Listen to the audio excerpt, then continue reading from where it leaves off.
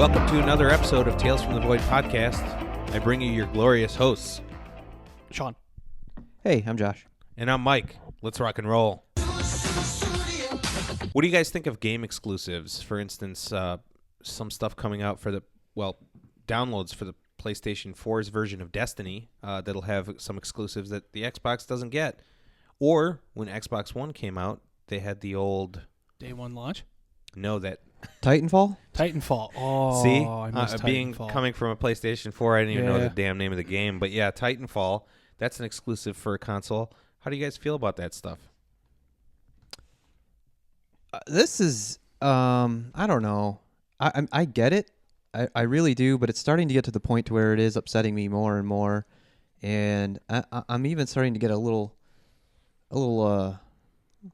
upset with some of the developers and things over stuff like this, over taking the money, over serving the fans properly and everything. I understand it's probably more the publishers because the publishers are just kind of like the greedy corporate side of things.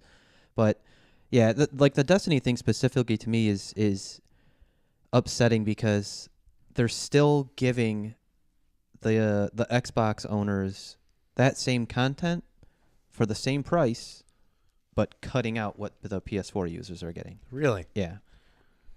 Now, instead of like the developers being greedy and the publishers being greedy, could it just be like the software they use aren't compatible with the systems and the software that it uses itself? Could that be an issue? Maybe sometimes. I don't think that's, maybe in this case at all. No. But it is, he's... Like going back to the older systems when PlayStation only had Metal Gear Solid, I understand that each system should have their exclusive hit games. But again, could like a 64 handle Metal Gear Solid style graphics, that kind of thing going, so on and so forth. Well, I had the privilege of seeing Destiny played on an Xbox One and then on my PlayStation, and I could visibly see a difference in frame rate. I don't normally see it, but I saw it there. So maybe software limitations or hardware limitations, but I think it's probably more sinister than the limitations of the hardware, because I see what Josh sees now. It feels like accelerating, exclusives. It's like it's getting worse. I remember when it was just Sonic the Hedgehog came out on Genesis and Mario came out on Nintendo, and you just had to deal with it. And if you liked either game, you had to go get the game console. I bought a PlayStation 3, and with it I got the Sega Genesis collection, which had all the games from Sega Genesis on one disc.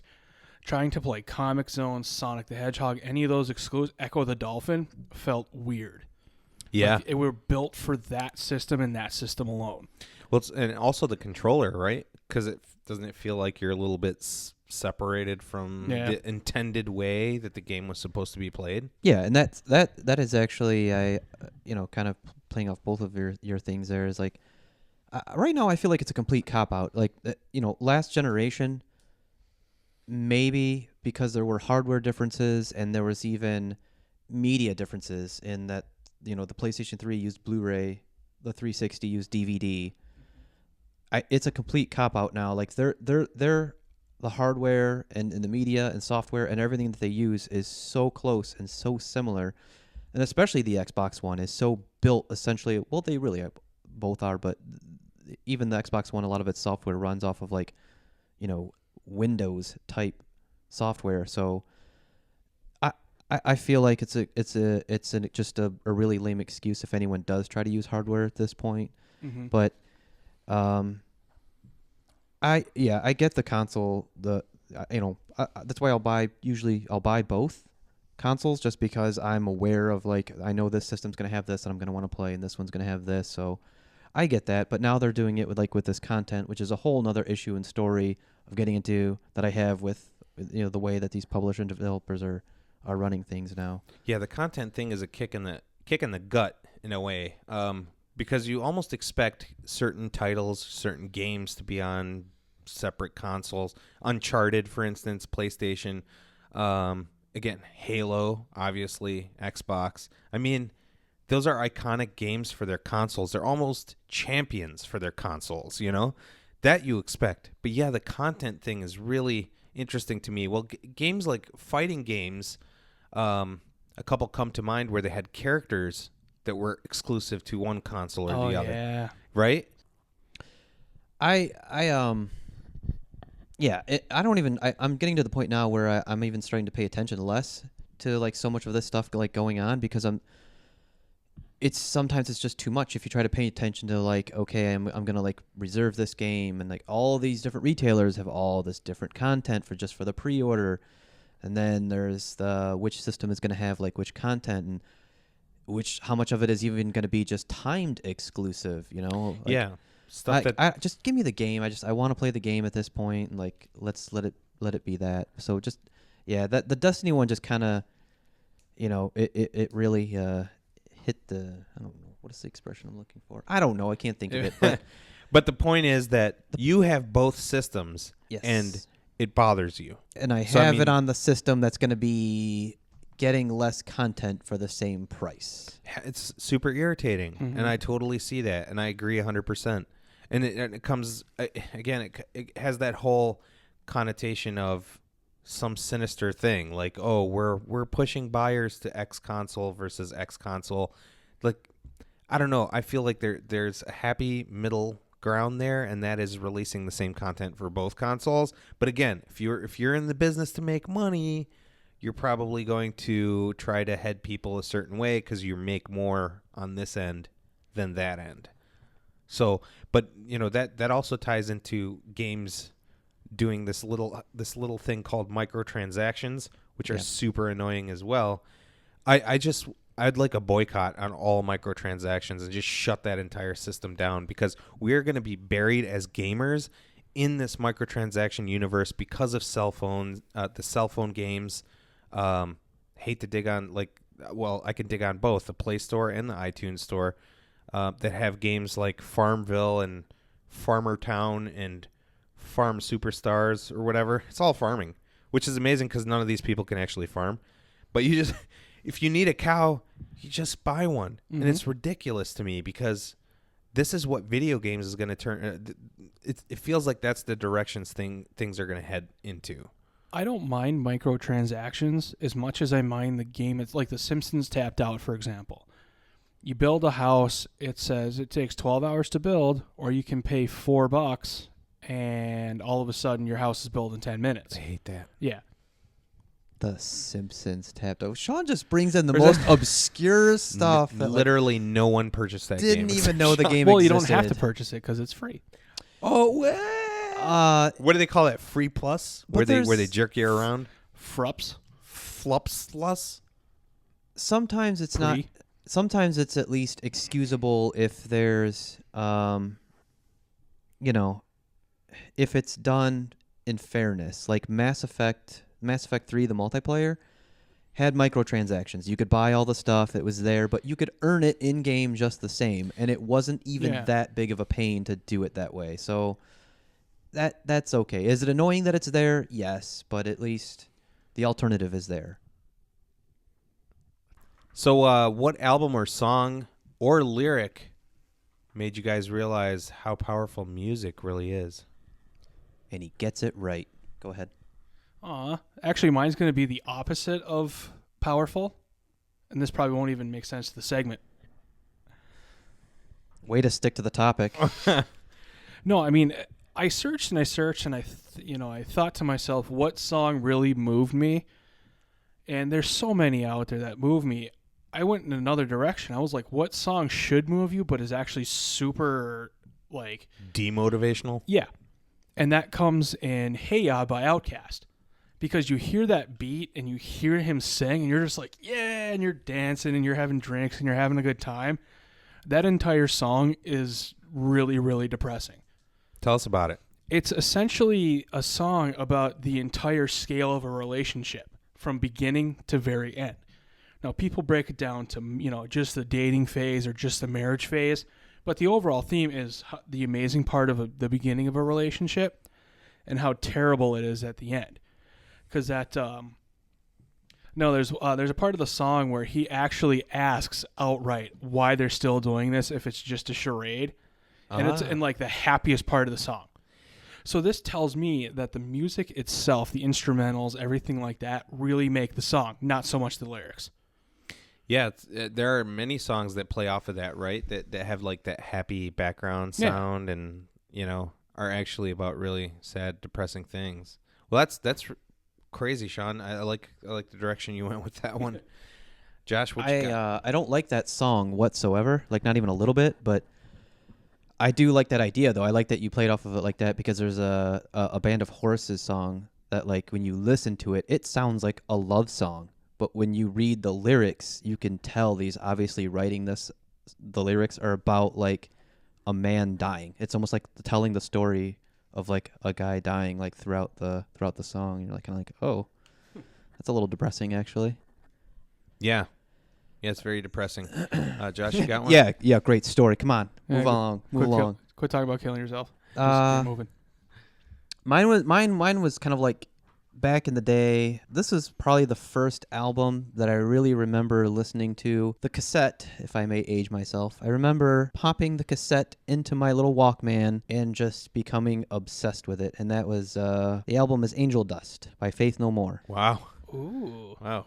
Yeah, it's an older album, but that was like the first album. I mean, I've always been like a fan of music and everything, but like kind of like when you're younger, you just kind of listen to it and whatever, you rock out to it or you dance to it or whatever. You don't really get that deepness with it. This was probably like the first album I remember listening to and just becoming addicted to and just falling in love with it and just remember being like, this is like what music actually can be. And that's that's the first album that really meant a lot to me, and I just started getting into a little bit more serious stuff like that. So it was the whole album that captured your interest? Yes. Start to finish, man. I let that baby loop.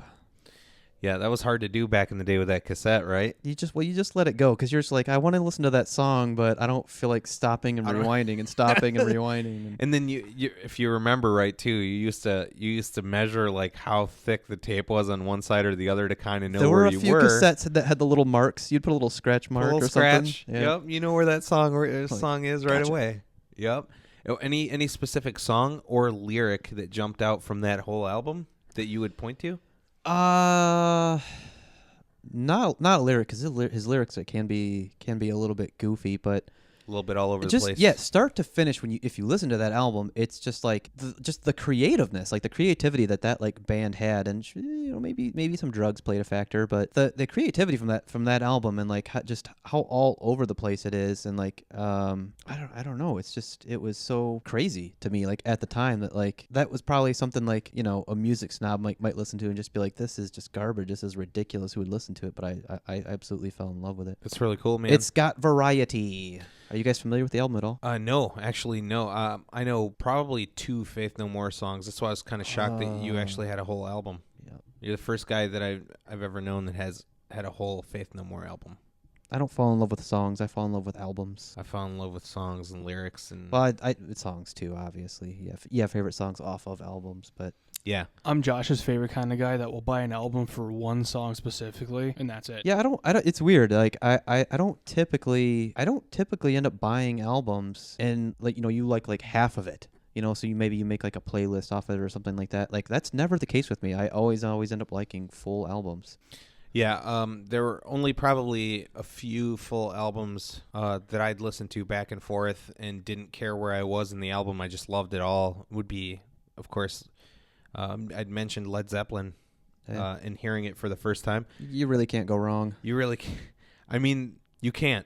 There were a couple songs that were kind of disconcerting in a way that kind of left you frazzled, but you wanted that because you knew the next song was going to set you straight. And that's how they do. Like, that's how these bands do it. I doubt Faith No More is any different than laying down an entire album, making it relevant from one song to the next so that it just flows. It's how it's meant to be heard, right? Absolutely. I have one, maybe two. One is going to be really weird. She from Green Day. I'm not a huge Green Day guy, although I did like their first album front to back. So Which surprises me because your jokes about Green Day are outstanding. I'm always dropping Green Day jokes. Selling out references. I've never and- heard one. Wow. Well, you need to hang out more. Yeah, seriously. What are you doing Wednesday? Josh isn't even in the same room as us. He's like he's 2 rooms down. Josh is Skyping from Australia. When we're not going to see Interstellar, I expect some Green Day jokes in there. Oh my Let's God, do it can we during totally- Interstellar. Can we totally get into that next? But no, really. She by Green Day. there's this one line in there which kind of struck me. He says, she's figured out all her doubts were someone else's point of view. And in that one lyric, so many things could be divined from it. I realized after actually listening to the lyrics, that the truth in that statement is all my doubt always comes from the outside. Caring too much about what other people think. Right. So you got to let that go. And Yeah. that's what the song is about, is kind of smashing out of that entire thing where you're trapped under someone else's guile or someone else's opinion or someone else's bad advice. So sometimes you just got to walk away from it. The other lyric to a song actually comes from a band called Ashtar Command, which is really sweet, by the way. Whole album's amazing. It's more of this like enlightenment kind of a thing. It's really cool. The lyrics go, when I was a young boy, I was told I could become anything that I wanted to be. Followed all the paths they laid before me now. I've learned never lead where I thought they would lead. Now that I'm grown, do I like what I've become? Is it all that I thought it would be? Back where it began, and anything has come and gone, and I will be what I wanted to be. So in the end, he decides to be this thing he's always wanted to be after taking everyone's advice, after going down the road everyone has told him to go down. In the end, he decides, I'm going to do this for me. I'm going to do Nice. what I wanted to do. What was the song name? It's called Mark IV By Ashtar Command. Ashtar Command.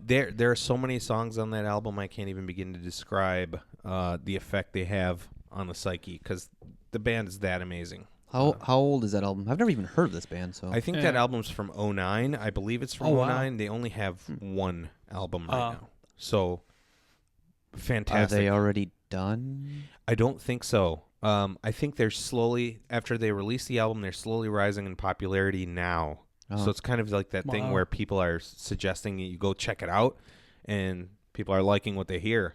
Going back to your lyric though, I like that. I've thankfully I've thankfully kind of hit that point now in my life instead of waiting until way later or it was too late. So yeah, I'm having a good year, boys. Well, no, I'm super glad that you're having a good year, because you know what? If you think about it, again, we talked about this on the previous podcast too. Again, the ages of man. I feel like we live through these times. We live through these different ages. What are you trying to show them? Just say Sorry. it. Well, they had three. I don't want to be that guy that's You like, should have nope, been that you're guy. wrong. Well, no, they had 3 albums. you're holding missing. up American Sunshine. holding out. It's Sean's fault. American Sunshine was the album I'm referring to. Holding Out for Love was a song on American Sunshine. Oh, that's what it's he's trying to strange say. that they have them split up like that. Well, there you go. You got more to check out, So man. it's 2011. Mm-hmm. Well, again, I think Holding Out for Love was one song that they released in Just a 2010. single? Yeah. Yeah. And by the way, I just want to tell you, as a runner, Holding Out for Love is so rhythmically, it's every step metronomically perfect Really? for running. It's just got that. Dude, I used to run to that last January. I was running to that song, that entire album, basically, because Wow. every song, they do this whole thing where it's like this, again, this whole enlightenment thing, but they use these very specific beat, you know, where the beats are perfectly aligned with one another. You have to listen to it. You'll Okay. like it. They You'll were enjoy also apparently on the Red Dead Redemption soundtrack. Ooh. it. Are you serious? That was a sweet game. I don't remember that. No. It's on here. I can tell you what song even in just a second. Why don't you tell me what song, big guy? Yeah, like right Dead Man's Gun. now. That's probably something they made specifically for the game, because that's Hopefully. yeah. It's the second most popular track according to iTunes. Dang. Like Okay. on the entire iTunes list? There's only They beat out Taylor Swift? There's technically only Not a whole lot does that. Let's be honest. The Yeah. Arby's roast beef There's with like cheddar doesn't do it. 3 different versions of it, but there is only the one album on iTunes, and that's American Sunshine. American Sunshine. That's the one. And they also have American Sunshine Volume 1, which is $2 more. I suggest you listen to that album, Josh. And Dead Sean. Man's Gun Live is on here. Yeah, so I suggest you guys check that out. Wait a minute, did you say Mark IV? Mark IV. That's in FIFA. Mark IV. That's how I There we heard. go. That's In how I- parentheses, it says FIFA 13. FIFA 13, FIFA 12, FIFA 11. Practically every FIFA I've ever played, You- soundtrack you was son of a amazing. gun. The FIFA soundtracks should be the standard. If I did not hear Mark IV on FIFA, I would have never heard it. Wow. And then as soon as I heard it, I did a Sean. I Mhm. downloaded the entire album. Yep. And then I dropped Joanna off. Joanna was flying to Vegas for a hair show. Drop her off at the airport super early, like 5:30 a.m. And I just put my headphones in when I left the airport, and I just played the entire album all the way home. He didn't even I- stop the van. He pushed her out of a moving vehicle. I just dropped her off like the old way. You know what I'm saying? The old way. Tuck and roll, Granny. Sorry, I thought it was Tuck and roll. hilarious that you said a hair show. Yeah, she went to a hair show. That's what they call them. What? That's what they call them when they're about hair. You know what she does for a living, right? I do, but Okay. does that not sound? Please, let's Like if she went let's to continue. a butt brush convention, then I'd be Then we'd laugh. yeah. Okay? What? If she went to a butt pimple convention, sorry. we'd laugh. No, I'm just kidding. Aw, I'm sorry. If you, I kid you not though, Josh. For running, I've yet to find a better album. I'll check it out, sir. Don't say that just to appease me. What do you listen to when you run? Right now I actually have a playlist of just various instrumental tracks. Okay. When I make other playlists, it's typically like the heavier stuff that I listen to, Okay. just because I want that, that tempo and that to be a little more aggressive when I run instead of something like laid back. Well, and this is the thing too with running, at least that I found when I run, was I'll almost meet the song. I'll meet the song. So like if it's playing, my feet will.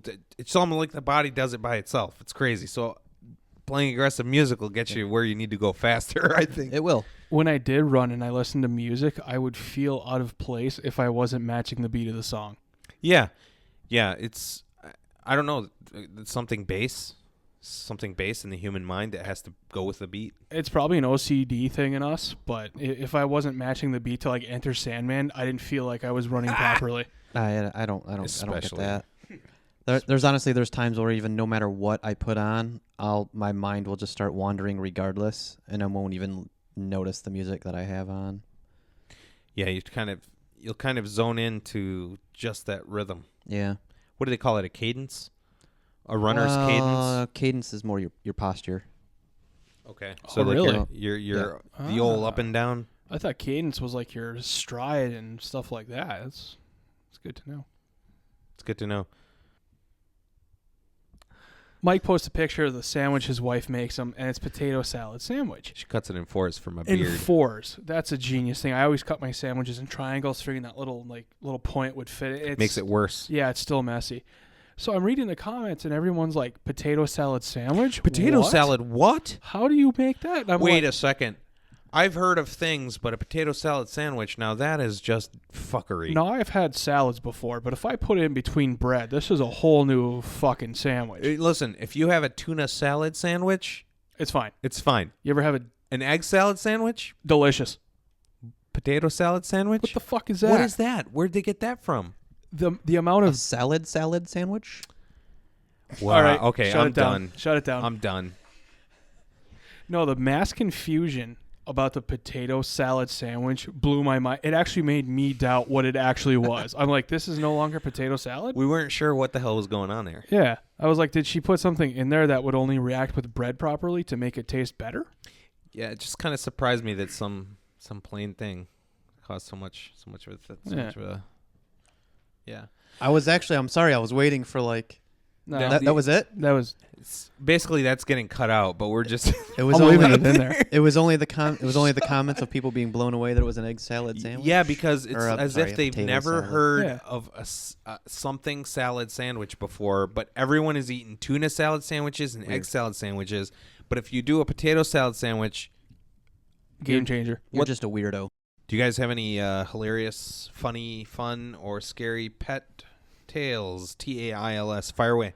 Bam, like Sonic and Tails. Sonic and Tails. Oh my God! Let's talk about Sonic and Tails. That fox would have been an awesome pet. Unbelievable. John, John Schwab, Michelle Schwab, over at their apartment that they used to live in. One of their cats, and I feel bad because the name completely escapes me. I cannot remember this cat's name, but for some Mittens. reason, this cat was obsessed with my shoes. So every time I would go over, within minutes, this cat would just sense that I was there and would go to my shoes and essentially just bury itself like head first into my shoes, play with my shoes, roll around with it, and just hang out with them. Did you dance around in fields of catnip or? Nope. It didn't need people. It didn't need company. It just needed my shoes. Needed a pair of booties from Josh. It was weird.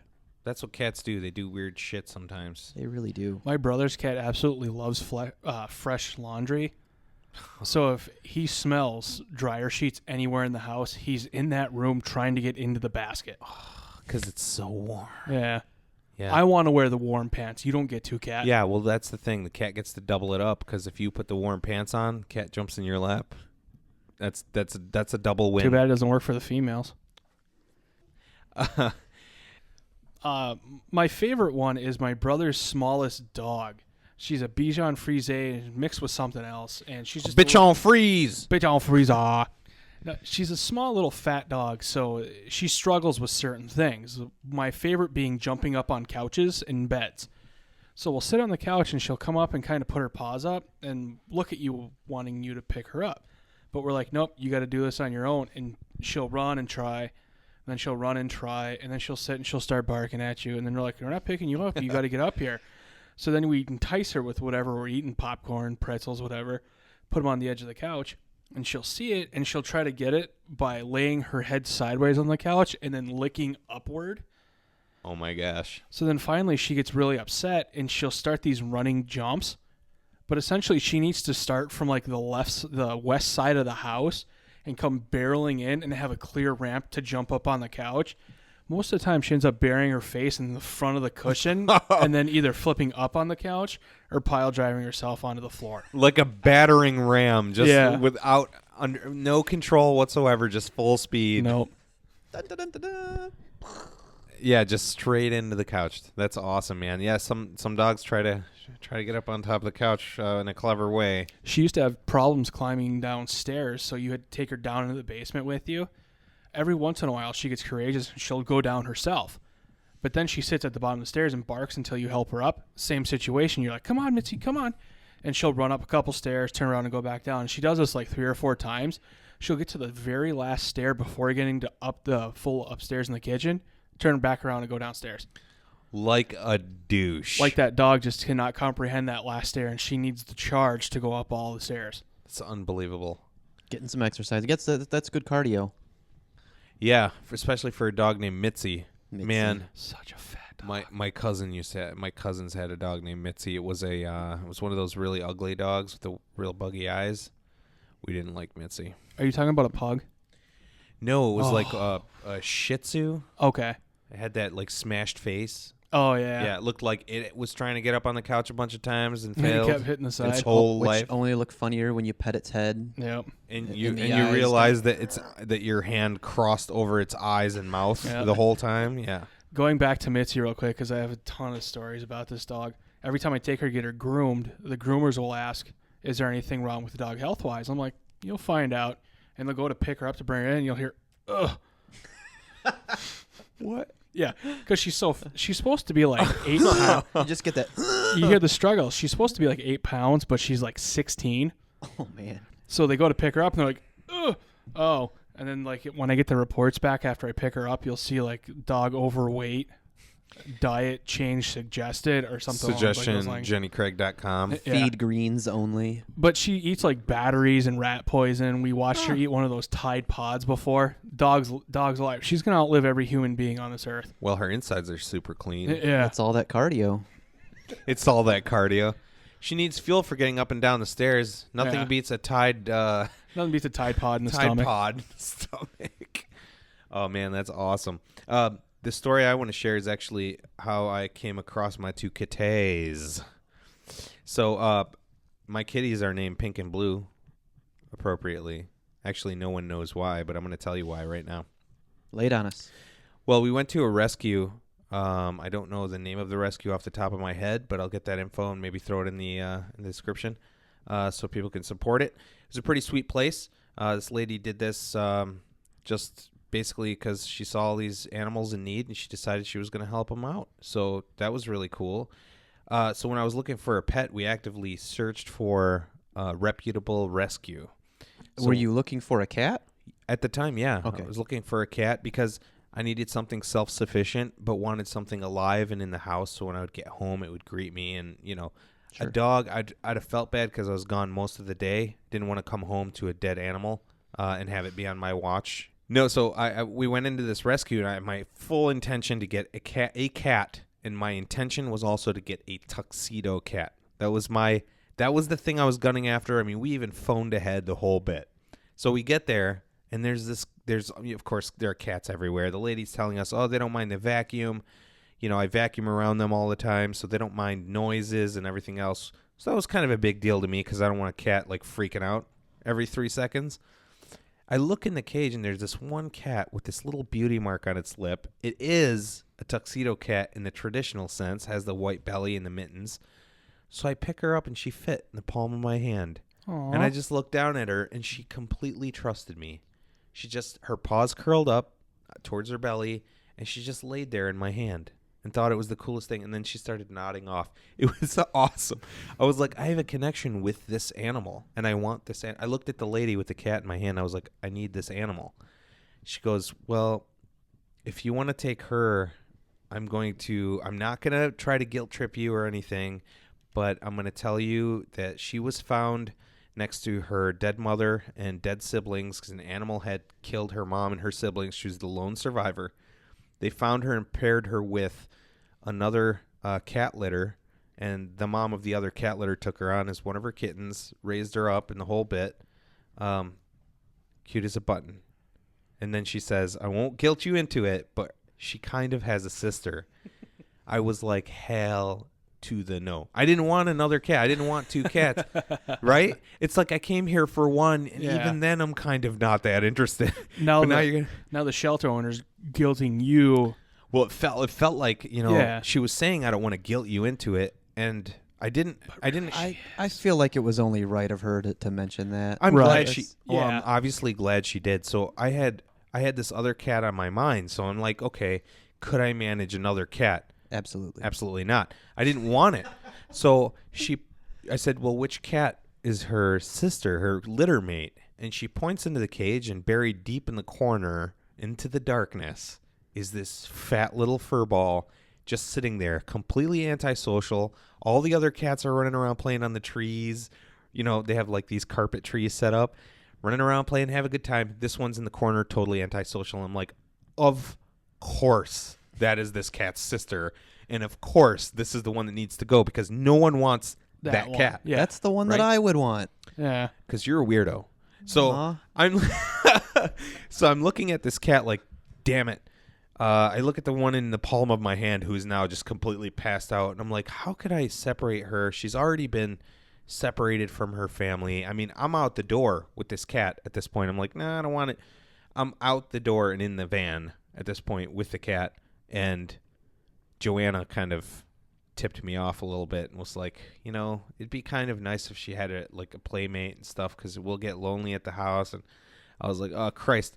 And then I felt it. I was like, I can't I can't be part of the whole abandoning nature of her history. I have to be the guy who cuts that off.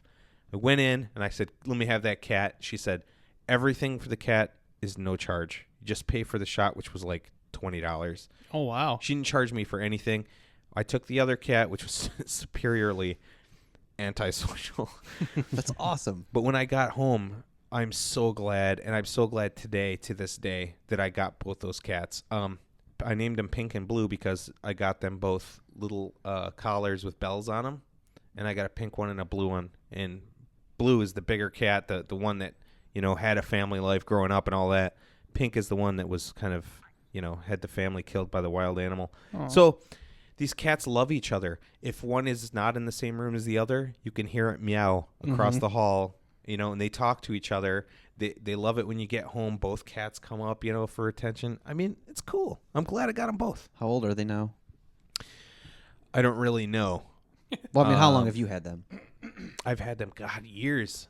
Probably 5 or 6, maybe. Yeah, I wouldn't trade those cats for anything in the world right now. I've said it before that I want a Scottish, those really short-eared cats. Mm-hmm. Yeah, I want one of those. Like Garfield? Maybe? I don't know. Yeah, I'm trying to picture it right now. Yeah, that's the only thing I can think of. They're called a Scottish short ear or something. Are they like rounded ears instead of pointy? They're pointy, but they're tiny Pointy? ears. Hmm. But anyway, I've said that I've wanted one of those, but I don't. I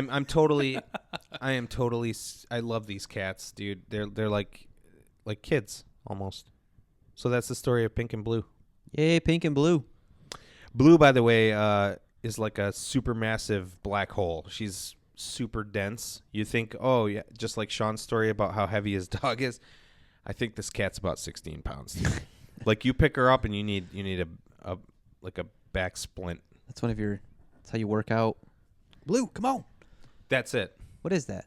It's the It's called according to Scottish Fold. Scottish Fold, yep. It's adorable. That's Look at what that. I'm saying. It Look just at looks that sad thing. all the time. It's Like you just want to cuddle. Oh. Just imagine Look at those ears. every moment of your life surrounded by a Scottish Fold herd of cats. That's going up. I would feel guilty as shit having a few of these cats. I'd be walking in like, oh, what's the matter, guys? I know they always look like they need something, which is great because I'm here to provide it. They could be So- happy as shit, but they look sad as fuck. They look sad. Oh my goodness. They look like they need therapy. Like every one of the Scottish Folds. But see, see, Josh is in love. I have said this repeatedly. He's over there giggling like a child. Yeah, oh, come on. Look at this picture. They're cute. Seriously. They're the cutest animal. Let me see. Let me see what you got. Holy Christ. We're leaving our stations. Hold on. Oh my God, man! You pulled up like the best picture of one too. It's because it's all derpy. Yeah, no, they're super cute cats. But if some thing should befall Pink or Blue, that is my next cat.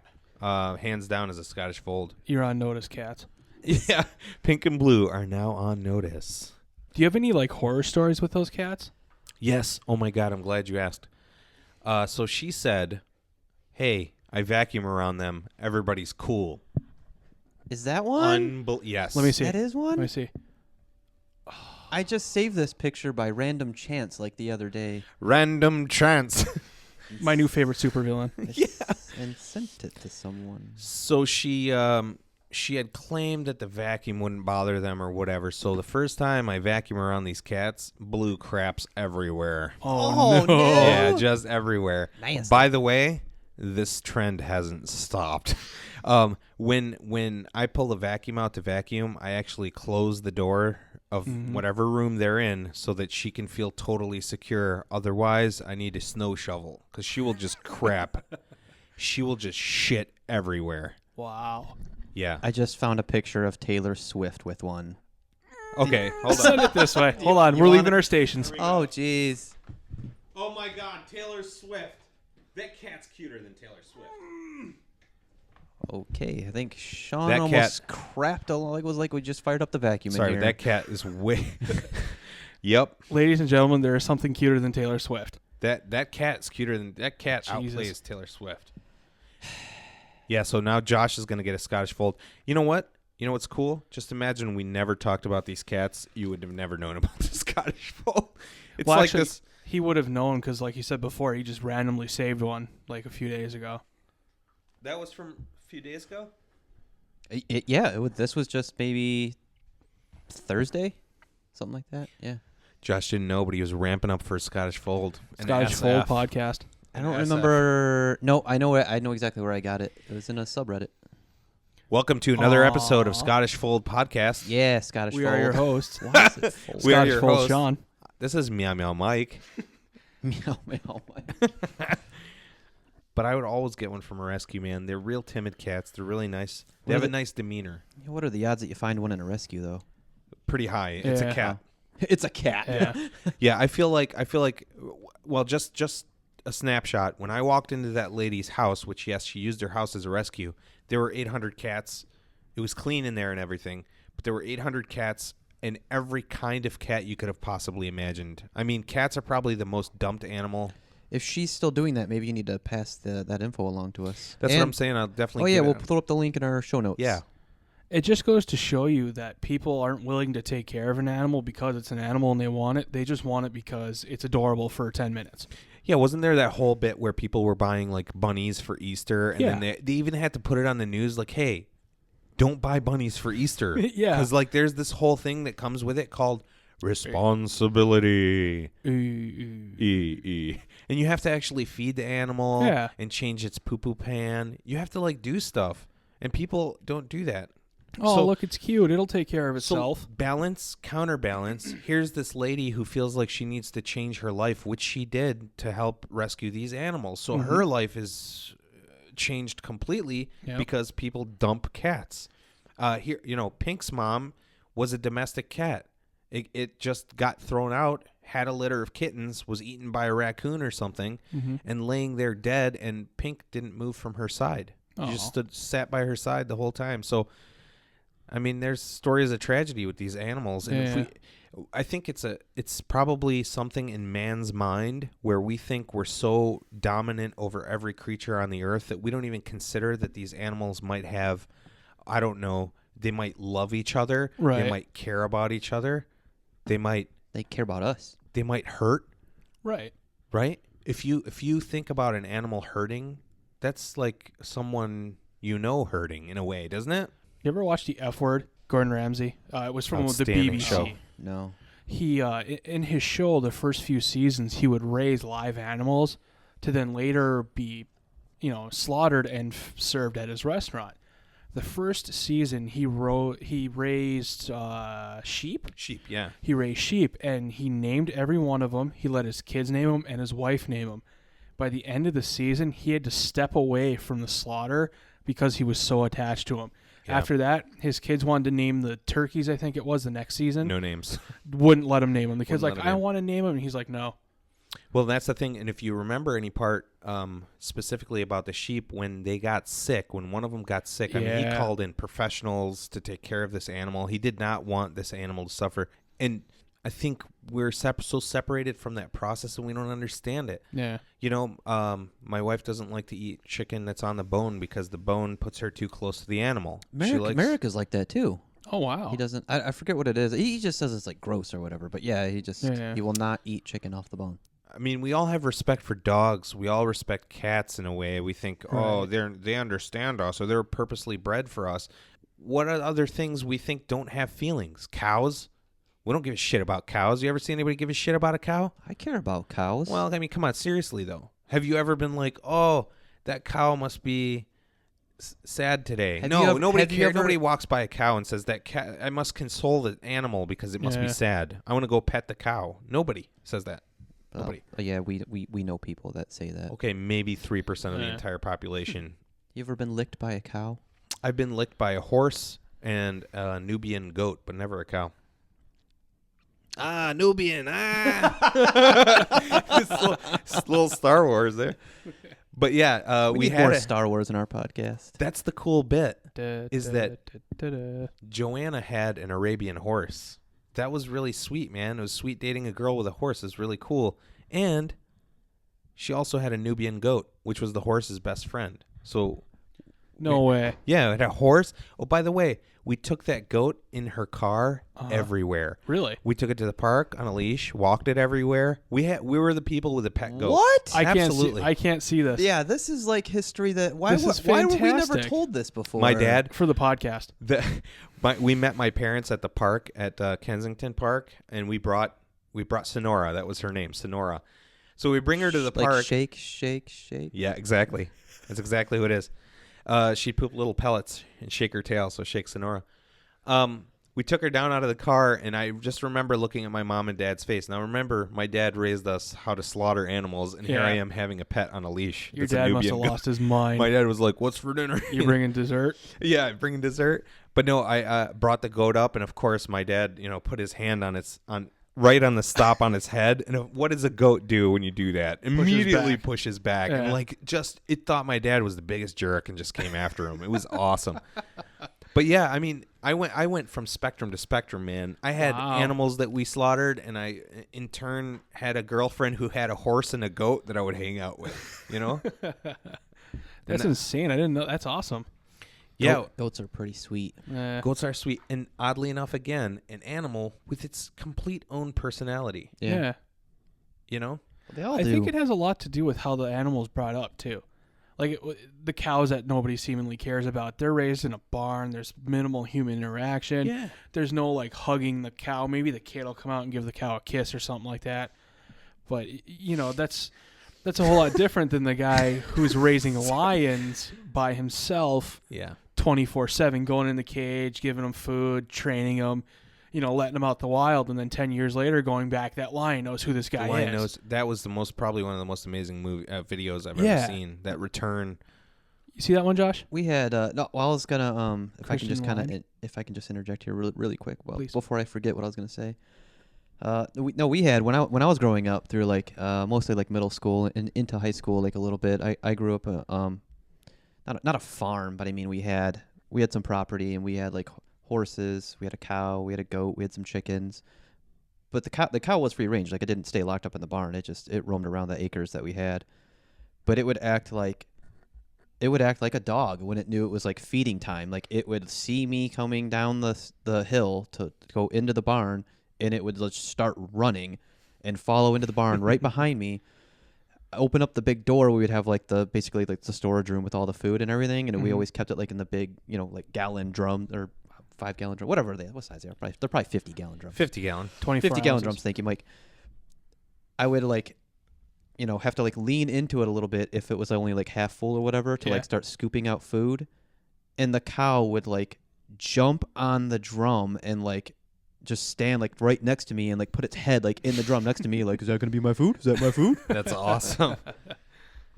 Yeah, we don't often think of that. Yeah. We don't often think like until we interact with that animal, we have no idea what it's right. Yeah. Yeah, and Sean's right too. I mean, those cows are so far removed from people that we don't Yeah. even see it. We don't even.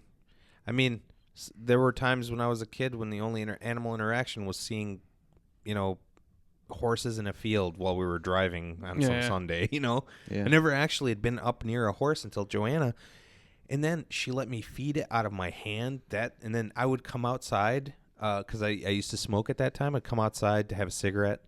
And The horse would have one with you. me and the horse would just smoke it up. No, I'd walk over and I'd put my hand on his nose, and he'd smell my hand, and then he'd bend his head down, and he'd let me, pet him. It's like I had this moment with this horse. It was crazy.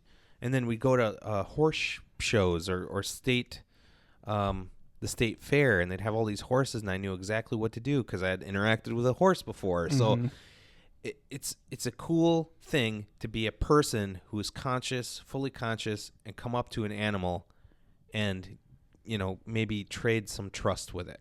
Yeah. Because really you're giving it your trust. It's giving you its trust. 'Cause Absolutely. think about all the interactions animals have with people. First of all, if an animal could talk, we wouldn't ever kill an animal for food, Right. But they do talk. They just don't speak the same language. Yeah. So when my cat meows because she thinks she's cute, maybe she's saying, "You're a jerk and you haven't fed me in 3 days." Yeah. Then I have to give it some food and hope that it goes away. Or it's saying like, dude, sorry about what I just did in my bathroom. Yeah. there, but Hey, I man. saw the vacuum. Business went down. Hey man, you turned the vacuum on and my ass got loose. So all I had to do was smell your potato salad sandwich. Wait. Potato salad sandwich? hey, hold on a second. Hold Wait the a minute. phone there. What is that? Do you guys have any specific keys to life? Like I have anything to keys help my your house. Do you have anything to help your fellow man? Keys to life? Anything important that you would want to share with your fellow man? What makes you happy? Are you saying do what makes you happy? No. Oh, Are you asking us what makes us happy? Yeah. Beef If jerky if and wild cherry Pepsi. If Next. someone were to ask you what is the secret to your personal happiness, what would you tell them? I mean, there's beef a jerky lot. and Beef jerky and wild cherry Pepsi. Next question. Potato salad sandwiches? What is that? No, there's not. I don't think a set number or set list is really necessary. Just a few main points. I said it in a few episodes ago, never stop wanting to learn, never hold anybody back from learning, and just experience life, the goods, the bads, the beautiful and the ugly. So it's basically live. Yeah. Live, experience, Sean's list consists of breathe.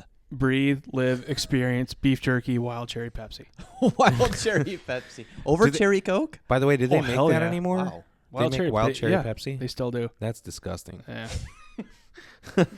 I don't want to be any part of that. I don't want to be any part of new and approved flavor either. Yeah, It's good. I'm kinda not weird. sharing with you anyway.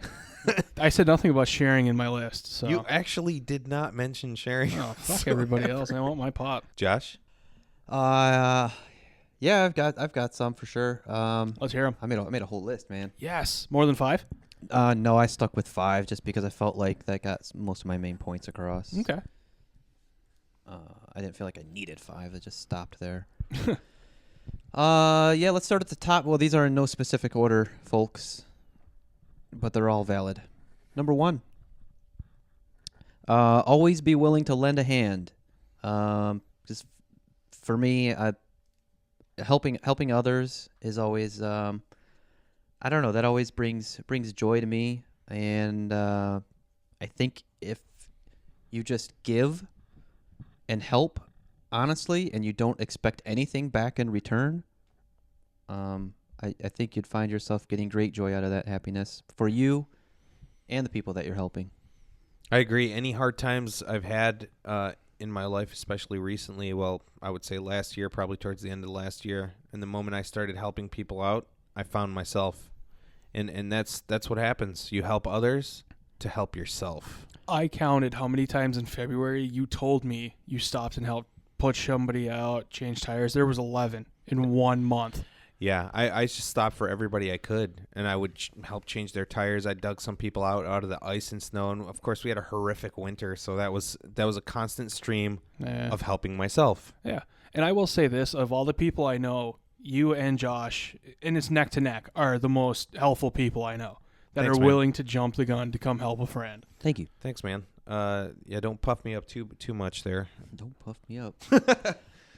What's your second one, bro? Well, your story kind of rolls right into my second one, and that's don't stress over the small stuff, or basically just go with the flow. And that's like kind of knowing that like there's always going to be good things that are going to happen to you, and there's always going to be bad things. Like if you're one of the people that does get stuck in the snow, or if you're the helper and someone is still rude to you, and all you did was actually give them a helping hand.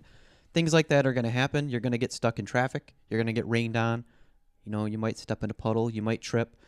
But that's just kind of like an all part of life, experience, and just kind of knowing that those things are temporary, and to just not stress over them. Don't sweat it, man. Just let it go. I find that to be absolutely correct 100% of the times, because I think most of the stress that we get in life is because we are going against the flow. We're fighting the tide or whatever the case is. Sometimes, don't get me wrong, sometimes you must fight, but that isn't what this is. This specifically is to focus on the things that are good in your life, and that's and when a bad thing happens, not to fall apart when it happens. Just know that they happen equally, good and bad, but focus on the good stuff and going with the flow. It's a perfect point. I'm going to stray a little bit here, and then we'll go right back into number 3. You're on? Trace. Number Trace. Oh, I speak French here. I don't know if it was a joke or what it was meant as, but I saw something online that said, "You are not in traffic, you are the traffic." Oh, And I was driving back from Yes. work yesterday, and I got stuck in traffic, and it's the first time in my entire life I didn't absolutely lose my mind.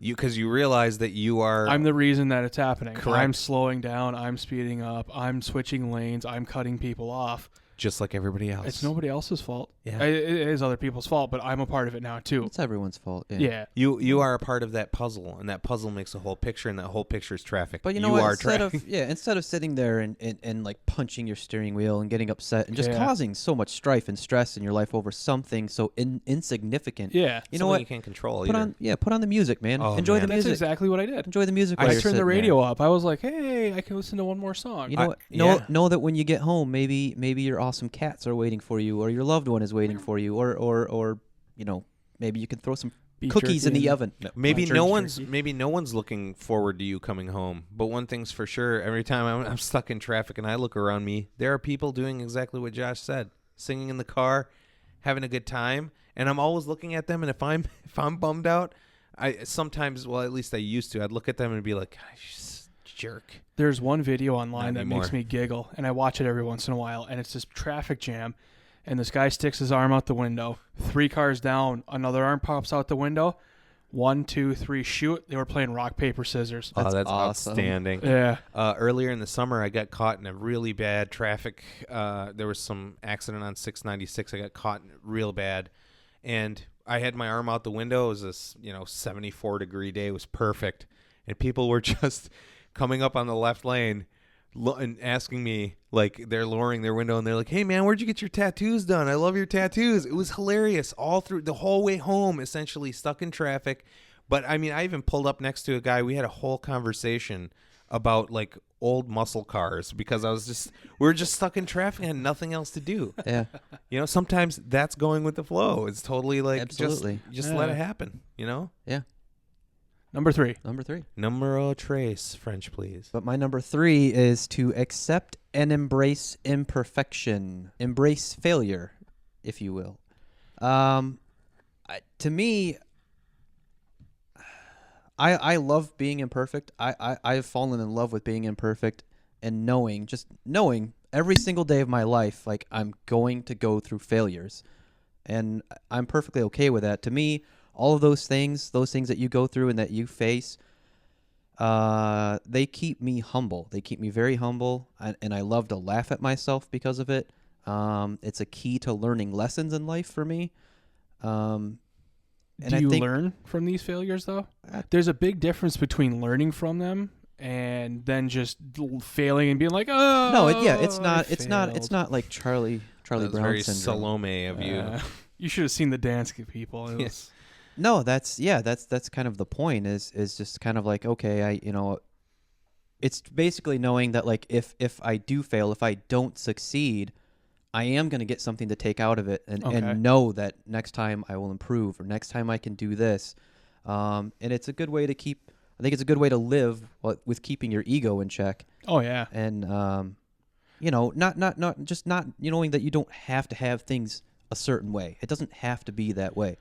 I had a shop teacher tell me one time in high school, and it's one thing I take away from all my schooling experience was the first mistake Don't stay in you the clear made- coat. Oh, sorry. Oh, that fucking guy. All right, I'm telling this story. Yes, I want to hear Completely that. changing. I took auto body in my junior year of high school, auto body 1. It was the beginner's course. No matter what we did, he always told us never sand the clear coat. And I was like, all right, never sand the clear coat. So once you put that thing on there and there were dust and bumps and stuff, you were fucked. Right. First class, first day, first sentence of second auto body 2, he goes, "You guys can sand the clear coat."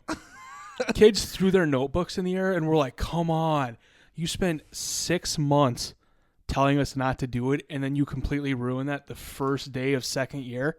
Yeah, and that teaches you every lesson Yeah. Josh has already spoken about. So you first have to learn to accept those imperfections and Yep. then those failures, and then you get to make it better. Yeah. So you get to check that off your list, and that's also going with the flow too. Yep. The one thing I did take away, though, was from my wood shop teacher who always said, your first mistake is a learning experience. So when we screwed up, it was Mr. I even forgot the guy's name. Mr. Ivasovich.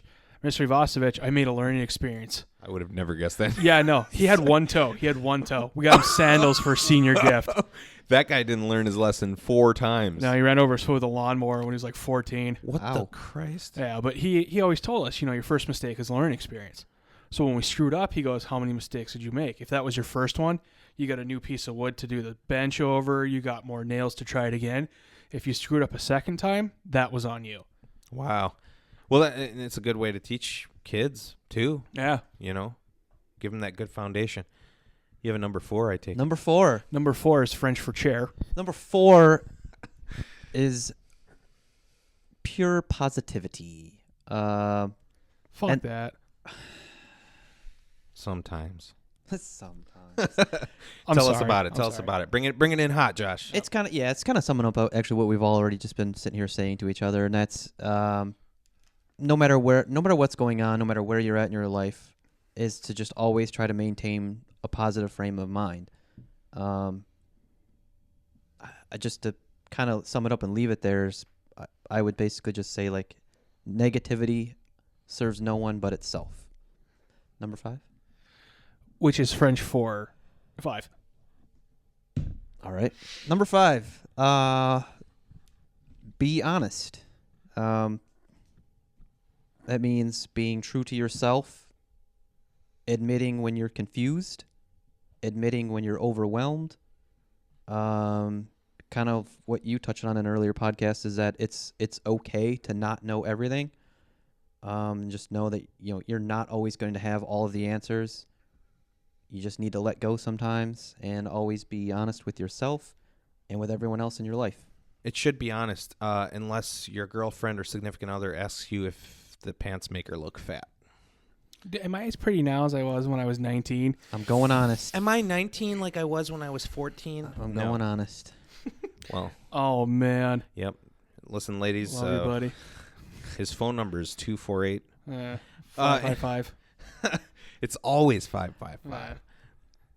I think mine is just really one thing Okay. specifically. I would say would be just being conscious, just being aware. Being conscious means that you're in the moment. You're not tomorrow. You're not yesterday. And you're Present tense. Yeah, you're here now. Being conscious gives you purpose too, because no one who's conscious is just sitting there floating around, not knowing what to do. There are things set out for you, and you must accomplish them,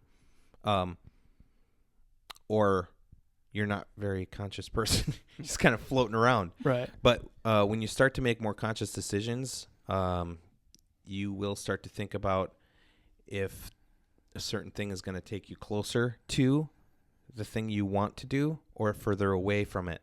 It's constantly being awake, and that's so hard because we're so busy and we're always thinking about tomorrow. We're always thinking about the screw up we did yesterday. We just talked about a time when we had a disagreement. Big whoop.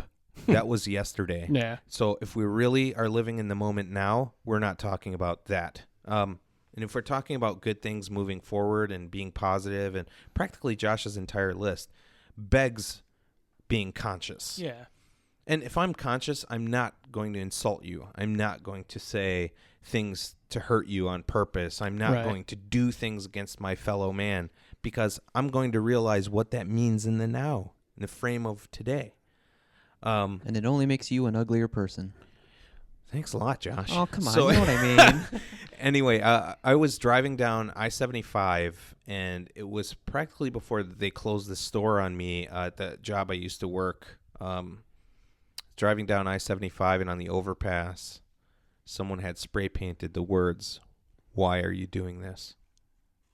And that pretty well set the course, because at that moment I realized, what am I doing? Why aren't I doing these things? Why aren't I chasing dreams? Why am I living for somebody else or building someone else's empire or someone else's dreams? Yeah. Why couldn't I do that thing? Why am I doing this? There's a saying that goes, if you don't build your own dreams, someone will pay you to do it for them. Someone will pay you. Someone will hire you to build Hire you- their dreams. Yep. Absolutely. That's what it was, yeah. No, but you're absolutely right. Yeah. And that's That's what we did. That's That's exactly what we did. And yes, it's stepping out or taking risk is not for everybody, and you could say that till the sun comes up and goes down a million times. But it is. It's for every one of us, every human being on this earth, to be conscious, to be awake, to be aware, to be in the moment, to be in today, because tomorrow is not promised to you. We could all close our eyes and never wake up. So love one another, be conscious, be positive, accept your failures, be honest, lend a hand. Thanks for listening to Tales from the Void podcast. We've been your illuminating hosts. Sean, send me beef jerky. Joshy. And get me a wild cherry Pepsi. And I've been Mike. We'd like to give a shout out to our brothers in airwaves, the One Up Cup. Find them on Facebook and Twitter at One Up Cup, and visit their blog at oneup-cup.com. Also remember to visit our sponsors, Detroit Grooming Company, for all your gentlemanly needs. Find them on Facebook, Twitter, Instagram at Detroit Grooming Co., and on the web at DetroitGrooming.com. Also, Cellar Door Soap and Skin. Get you clean on. Find them on Facebook, Twitter, and Instagram at Cellar Door Soap and Skin, and on the web at CellarDoorSoapAndSkin.com. Lastly, don't forget to check us out on Facebook and Twitter at Tales from the Voidcast, YouTube, iTunes, and SoundCloud at Tales from the Void. Thanks for listening, folks. Good night.